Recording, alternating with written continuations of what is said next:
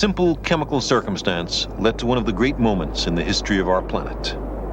There were many kinds of molecules in the primordial soup. Some were attracted to water on one side and repelled by it on the other.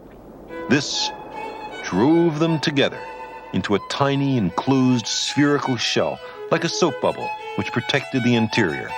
Within the bubble, the ancestors of DNA found a home, and the first cell arose. It took hundreds of millions of years for tiny plants to evolve, giving off oxygen. But that branch didn't lead to us.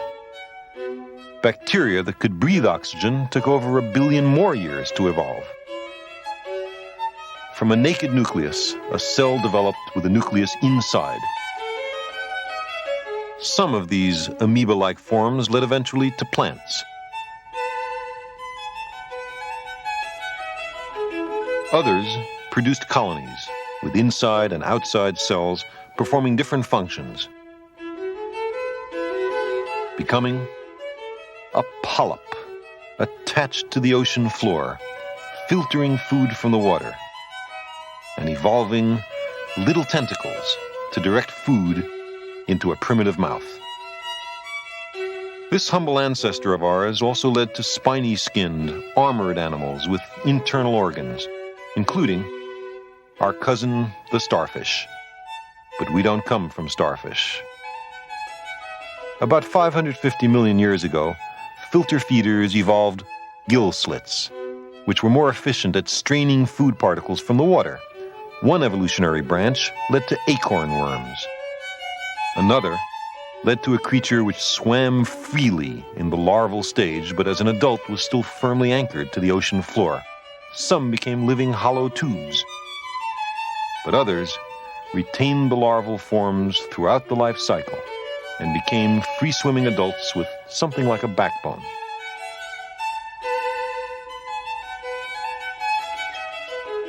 Our ancestors now, 500 million years ago, were jawless, filter-feeding fish, a little like lampreys. Gradually, those tiny fish evolved eyes and jaws.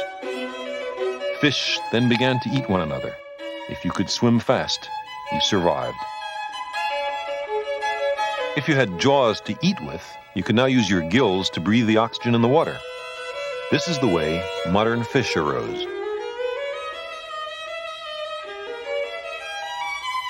During the summer, some swamps and lakes dried up, so some fish evolved a primitive lung to breathe air until the rains came.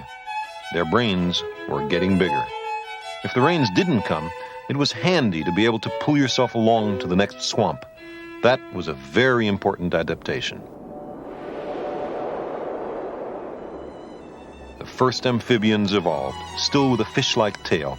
Amphibians, like fish, laid their eggs in water where they were easily eaten. But then a splendid new invention came along, the hard-shelled egg laid on the land where there were as yet no predators.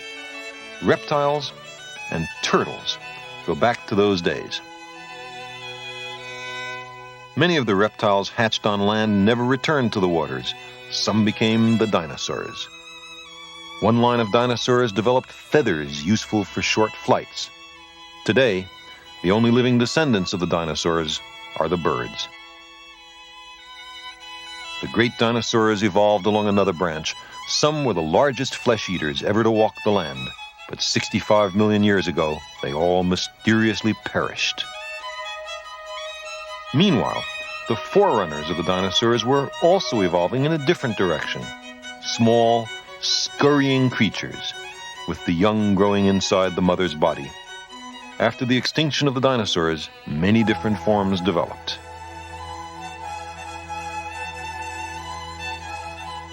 The young were very immature at birth. In the marsupials, the wombat, for example, and in the mammals. The young had to be taught how to survive. The brain grew larger still.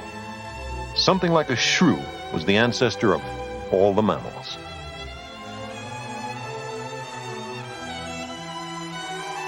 One line took to the trees, developing dexterity, stereovision, larger brains, and a curiosity about their environment. Some became baboons, but that's not the line to us. Apes and humans have a recent common ancestor.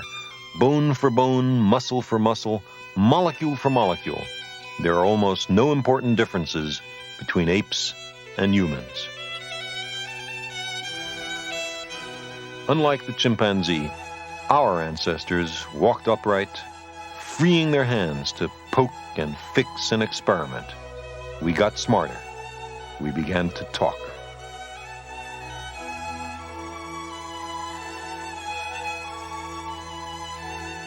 Many collateral branches of the human family became extinct in the last few million years. We, with our brains in our hands, are the survivors. There's an unbroken thread that stretches from those first cells to us. Let's look at it again, compressing 4 billion years of evolution into 40 seconds.